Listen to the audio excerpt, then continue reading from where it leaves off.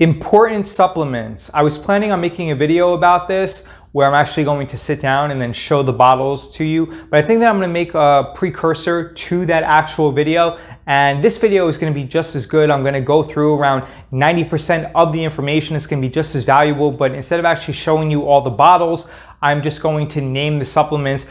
I can tell you that following up on the video that I recorded earlier today about less is more and try to keep things as simple as possible, I used to believe that having around like 30 supplements and taking around 40 pills every single day, pills as in supplements, I don't take any pharmaceuticals, would be an easy way for you to be extremely healthy. The reason that I arrived at this is because when I started working as an investment banker, I was extremely depressed and I also had OCD symptoms. I was prescribed a lot of pharmaceuticals like Geodon, Zyprexa, Paxil, Wellbutrin, Depakote, Neurontin, a lot of things. And I can tell you that my body rejected them and they didn't work. So the way that I was able to wean myself off the pharmaceuticals was through natural supplements. I have tried probably around 100 or 200 supplements. I have gone to Columbia University.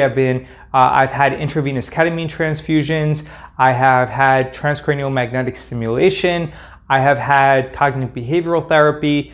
I have injected myself with testosterone enanthate. I've done a lot of things. I've probably biohacked a lot, and I can tell you that less is more and you don't have to do all of those crazy things. And I'm going to run by you the most important things that you can do with the minimum effective dose that's actually going to yield the best results for you to optimize your life and to get your health in order.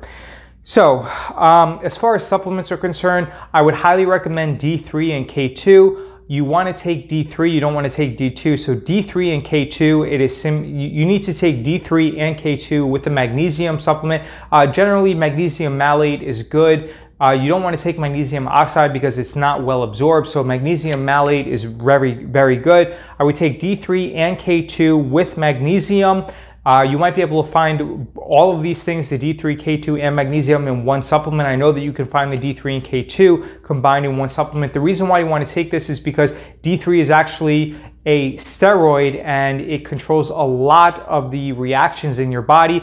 Most of the people, probably around 95% of the people, are low in D3. I try to take over 5,000 IUs every single day of D3, but even if you take around 5,000 IUs a day, then that's completely fine. Your blood serum levels should be around 30 to 40 or 30 to 50. I think it's NG per milliliter. I'm not 100% sure, but pretty much take around 5,000 IUs of D3 with K2 and magnesium malate. The second thing that you want to take is astaxathin, ASTAXANTHIN. I think I spelled that right, probably not, but astaxathin. This is an antioxidant. I think it's water soluble. No, this is, I'm not 100% sure. Actually, this one might be fat soluble. Yeah, actually, I believe it is fat soluble, but you want to take astaxathin. It is derived from a lot of fishes and like fish oil and things like that, like wild-caught Alaskan salmon. You'll notice that it has an orange color, and a lot of that is because of the pigment, the antioxidant, and that's actually the astaxathin. The reason you want to take this is because your body is bombarded by a lot of radiation and a lot of oxidizing stresses, and by taking astaxathin, it will then neutralize a lot of these oxidative stresses that go on in your body, and it will help keep you younger. You also want to take krill oil. I don't recommend taking cod liver oil or taking salmon oil or things like that. You want to take krill oil because krill is very small and it has a very low probability of getting contaminated with heavy metals, and it also does not oxidize. So a lot of the fish oil that you will get will actually become oxidized, which means that it's exposed to air, and then a lot of the phospholipids, or the EPA, the DHA, are actually going to be damaged. The krill oil actually contains a little bit of the antioxidant astaxanthin, which I mentioned a few minutes ago, and as a result, is going to stop it from oxidizing. So I would recommend taking krill oil. Krill oil is a little bit more expensive. Actually, it's a lot more expensive, but it's also better absorbed, and it has better DHA and EPA ratios, and as a result, it is just simply better absorbed. So whereas fish oil, you probably have to take around 2 to 3 grams of it For krill oil, you could take 500 milligrams and it will yield the same results, if not better results, because I believe it crosses the blood-brain barrier and is also better absorbed. The other thing is berberine. Berberine is great. I love berberine. Berberine, I think you can get it also in like Oregon grape or bitter melon extract, which I know bitter melon extract is completely different than berberine, but it tends to act on the same receptors. But I prefer berberine. Berberine has an anti-aging effect. It also tends to reduce your body's insulin response. So if it tends to mitigate and level off the insulin spike that you get when you eat a lot of sugar. So I would definitely recommend berberine. There are other things that you can take, like I know metformin is supposed to have some type of metformin is supposed to like extend lifespan. The issue that I have with metformin is I read a few scientific literature papers that said that metformin is actually toxic to the DNA and rather to your mitochondria. Now there are some arguments that this toxicity to your mitochondria are actually a hormetic effect, meaning that a little bit actually makes your mitochondria stronger. I am not certain that taking metformin is worthwhile because I'm not certain that the poison effect in the short term to your mitochondria is going to represent hormesis and is actually good for you. So as a result, until that research has been done, until more research has been done, and until that argument has been settled, I would highly recommend berberine because it's not toxic to your mitochondria. So take it. And additionally, there have been recent scientific studies which show that combining berberine with astaxathin ends up increasing your body's autophagy, which means that it kills off like the bad cells and your body is able to reproduce and to become younger. You always want to get into a state of autophagy, and the best way of getting into autophagy is by fasting. But I'm going to touch on that later. One more supplement is resveratrol, or something that's actually better is pterostilbene. So pterostilbene is actually more powerful than resveratrol. They do act on similar receptors. They have life extension benefits, but I prefer pterostilbene. So let me just quickly go through and actually one more is glycine. So glycine is an amino acid. I think it's actually the smallest amino acid. The reason why you want to take glycine is because your body is inundated with glyphosate, which is the fertilizer, or rather it's like sprayed on a lot of GMO crops, and glyphosate is going to end up potentially killing you and killing a lot of your gut microbiota and your gut flora that is actually going to help you live a productive life. So the best way to get rid of the glyphosate in your body is to take around 2 grams a day of glycine. Now you can take glycine, you can also take TMG, which I think is trimethylglycine, or I forgot exactly what it's called, but you can take glycine. It's very cheap and it actually tastes pretty good. I just get the loose glycine, the powder.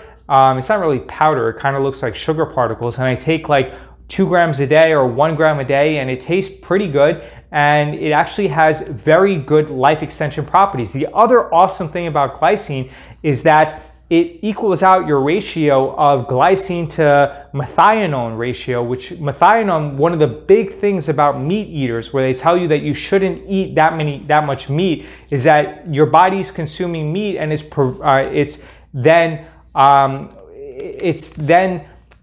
inundated with a lot of AGEs, or advanced glycation end products, and it's also throwing out your methionine ratio. So one way of counterbalancing and counteracting the negative effects of eating too much meat, specifically red meat, is by loading yourself with glycine, and that's then going to equal out the ratio of methionine to glycine, and it's going to extend your life benefits. So I know I just threw out like a oops, I don't even know if I can say that. I'm probably gonna have to bleep that out. But I know I just threw out a lot of information out there, but pretty much let me just go through the supplements that you should take, and then I'm going to go through like a bunch of the other hacks that you can do. So you want to take D3, K2, magnesium.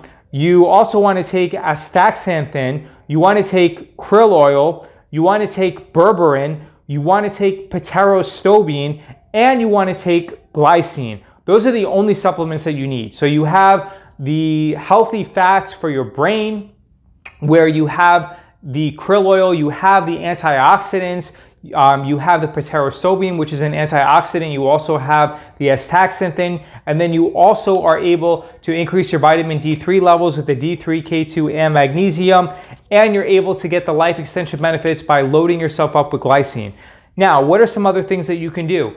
One of the most important things that you can do is don't eat shit. Seriously, don't eat processed foods, don't eat packaged foods, don't eat foods that have a lot of sugar, don't even eat that much fruit. The other thing is you should fast. This is probably one of the most important things that you can do. Do not eat 3 hours before bedtime. Skip breakfast. Breakfast is not the most important thing, the most important meal of the day. Do not eat breakfast. You should have a consolidated eating window where all of your meals are between 12 p.m. and 6 p.m. Therefore, you are eating for only 6 hours a day. You are fasting for 18 hours. This will get your body into ketosis. It will also get your body into autophagy. This will dramatically reduce your chances of getting cancer. Or again, I'm not a doctor, but in my opinion, this will dramatically reduce your chances of getting cancer because your body is going to constantly recycle and eat the damaged proteins and the damaged cells, and it's going to enable you to live a healthier life. The other things that you can do is you should always have a sauna. You should always go into a sauna, both a far infrared and a near infrared sauna. Far infrared saunas are like the traditional like Swedish saunas where you go in there and you have like a heater. An infrared sauna is something that you can just get an infrared bulb on Amazon for. I think it's like 20 bucks. You can get one of those like chicken coop things. I'll eventually show you guys my sauna setup. You can get like a really cheap, like one of those like little space blankets that you hang over yourself and then you can sweat. Far infrared, because of the EMF radiation that's put out by the heaters, in my opinion, is vastly inferior to the near infrared red light therapy that you're going to get from the near infrared light. From the near infrared, the light therapy penetrates substantially more. I actually like to shine the near infrared on my balls because it substantially increases testosterone production, and it also helps you sweat out a lot of heavy metal toxicity, glyphosate, etc. Sauna and initiating heat shock proteins are one of the easiest ways that you can extend your life.